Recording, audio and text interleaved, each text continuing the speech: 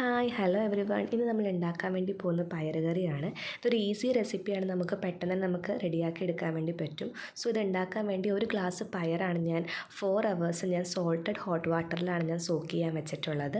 4 hours കഴിഞ്ഞ ശേഷം ഞാൻ കുക്കറിൽ വേവിക്കാൻ വേണ്ടിയിട്ട് ആ പയറും ആവശ്യത്തിനുള്ള വെള്ളവും 2 വെളുത്തുള്ളി കീറിയതും ആവശ്യത്തിന് ഉപ്പും ചേർത്ത് ഞാൻ കുക്കറിൽ വേവിക്കാൻ വേണ്ടി വെക്കുന്നുണ്ട്. 2 വിസിൽ മതിയാവും നമ്മുടെ ഈ പയറ് വെന്ത് വരാനായിട്ട്. എയർ കംപ്ലീറ്റ് ആയിട്ട് നമ്മുടെ കുക്കറിൽ നിന്ന് പോയി കഴിഞ്ഞ ശേഷം വേണം നമ്മൾ കുക്കർ ഓപ്പൺ ചെയ്ത് നമ്മൾ നോക്കാനായിട്ട്. അപ്പോൾ നമ്മുടെ പയറ് വെന്ത് കഴിഞ്ഞ് നമുക്ക് ബാക്കി പ്രിപ്പറേഷൻസിലോട്ട് പോവാം.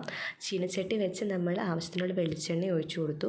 1 ടീസ്പൂൺ കടുക് ചേർക്കുന്നുണ്ട്, 1/2 ടീസ്പൂൺ ചെറിയ ജീരകം ചേർക്കുന്നുണ്ട്. അപ്പോൾ ഗ്യാസ് ഒന്നും ഉണ്ടാവില്ല. ചെറിയ ജീരകത്തിൻ്റെ ഫ്ലേവറും ഈ ഒരു പയറുകറിക്ക് നല്ല ടേസ്റ്റാണ്.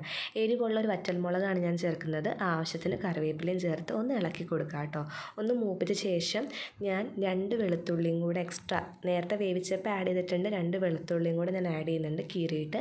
ഒരു പച്ചമുളക് ഞാൻ 3ആയിട്ട് മുറിച്ചിട്ടും കൂടെ ഇട്ട് കൊടുക്കുന്നുണ്ട് കേട്ടോ.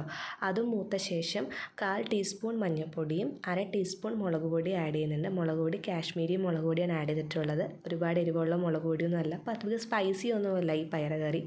നമുക്ക് ചപ്പാത്തിയുടെ കൂടെയോ പുട്ടിൻ്റെ കൂടെയോ ഒക്കെ നമുക്ക് കഴിക്കാൻ നല്ലൊരു സൈഡ് ഡിഷാണിത്. നന്നായിട്ട് അത് മൂത്ത് വന്ന ശേഷം നമ്മൾ വേവിച്ച് വെച്ച പയർ ഇതിലോട്ട് ആഡ് ചെയ്യുക കേട്ടോ. ഈ പയർ വേവിക്കാൻ വെച്ച് നമ്മൾ ആഡ് ചെയ്യുമ്പോൾ അതിനകത്ത് ആവശ്യത്തിന് വെള്ളം ഉണ്ടെന്നുണ്ടെങ്കിൽ നമുക്ക് എക്സ്ട്രാ വെള്ളം ആഡ് ചെയ്യേണ്ട ആവശ്യമില്ല.